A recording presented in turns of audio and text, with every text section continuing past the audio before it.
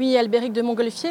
Hier, le gouvernement, à travers le budget rectificatif, a reversé au budget général un excédent de près de 600 millions d'euros issus du compte d'affectation spéciale transition énergétique. Tout d'abord, est-ce que pour vous, ce sont des euros en moins qui sont affectés à l'environnement, à la question environnementale ? Ce ne sont pas forcément des euros en moins, mais c'est des euros qui auraient pu, si le gouvernement l'avait décidé, être affectés à la transition énergétique. De quoi il s'agit? Lorsque vous payez un litre d'essence, lorsque vous payez un litre de gazole ou un litre de fioul domestique, vous avez une part qui va au budget de l'État et une part qui va à un compte qu'on appelle le compte d'affectation spéciale, c'est un peu technique, transition énergétique. Et ce compte, qu'est-ce qu'il finance? Il finance l'énergie renouvelable, c'est-à-dire le photovoltaïque et l'éolien.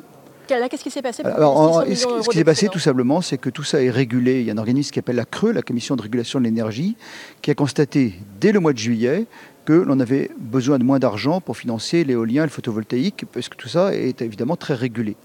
Et il y avait en gros plus de 600 millions d'euros. Et le gouvernement aurait pu, ce que je dis, c'est que le gouvernement on l'a su il y a déjà 6 mois, il y a plus de 6 mois, tout le monde le savait, tout le monde le savait il y a plus de 6 mois. Ces 600 millions de plus, ils ont évidemment reversé au budget général. Là, il n'y a rien de choquant.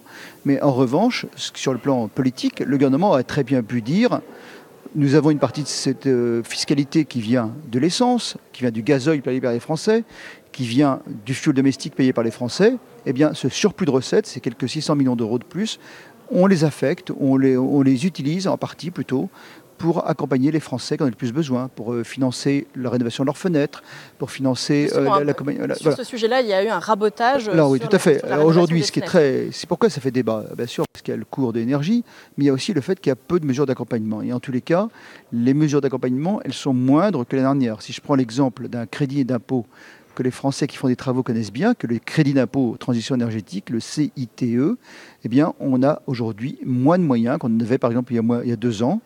Je prends un exemple très concret. Lorsque vous changez votre fenêtre, changez les fenêtres pour passer à des doubles vitrages, c'est évidemment les fenêtres une source importante de déperdition d'énergie. Et ça a été sorti de la possibilité de le mettre au CITE. Le gouvernement aurait pu dire, voilà, dans une maison individuelle, où est-ce qu'il y a besoin d'accompagnement? Eh bien, dans le CITE. Et on aurait pu, pour ça, accompagner mieux les Français ou accompagner à travers l'ANA en reprenant un peu du surplus de recettes, de ces recettes, et on les affecter au budget général, qui par ailleurs, il n'y a rien de malsain, mais on aurait pu dire ces recettes, finalement, on va les utiliser en partie pour accompagner les Français dans cette transition énergétique. Qu'est-ce que vous pensez de la réponse du gouvernement qui juge, d'une part, qu'il n'a pas cherché à prélever 600 millions d'euros au détriment de l'environnement et que lorsqu'on présente les choses de cette façon-là, il estime que c'est une intox, c'est une fake news. Alors, est-ce que déjà pour vous, cette présentation est exacte ou elle est quand même partiellement inexacte? D'où vient cet argent? Il vient tout simplement, tout cet argent, 600 millions d'euros, ils viennent exclusivement de la TICPE, de la taxe intérieure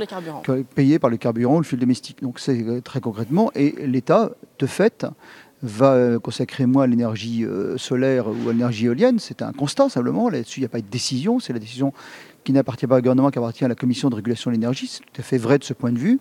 En revanche, ce que j'ai dit, c'est qu'il n'y a pas eu le choix politique d'utiliser cet argent supplémentaire pour accompagner les Français dans la transition énergétique, notamment les plus faibles, mais ça s'est venu comme une recette de plus de l'État pour un peu combler le déficit ou simplement assurer des recettes de poche. Donc je dis aujourd'hui que malheureusement, la fiscalité énergétique est là bon dos.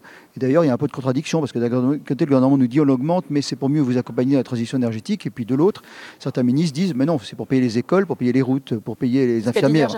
Donc c'est tout à fait vrai. Donc moi, je ne suis pas pour la fiscalité affectée. Ce serait malsain de dire tel impôt va exclusivement à ça, parce qu'il y a beaucoup de missions de l'État, et la défense, l'éducation, etc., etc. Donc il ne faut pas que la fiscalité soit affectée, et ça n'a jamais été le cas. Mais lorsque vous avez une augmentation aussi importante, cette année c'est 2,9 milliards, plus 1 milliard sur le gazole non routier, 3,9 milliards qui vont être pris sur l'énergie des Français, eh bien, il faut qu'il y ait des mesures d'accompagnement. Et malheureusement, on constate que ces mesures d'accompagnement, je pense en particulier au CITE, elles sont en baisse. Bien, merci beaucoup Albéric de Montgolfier pour vos explications.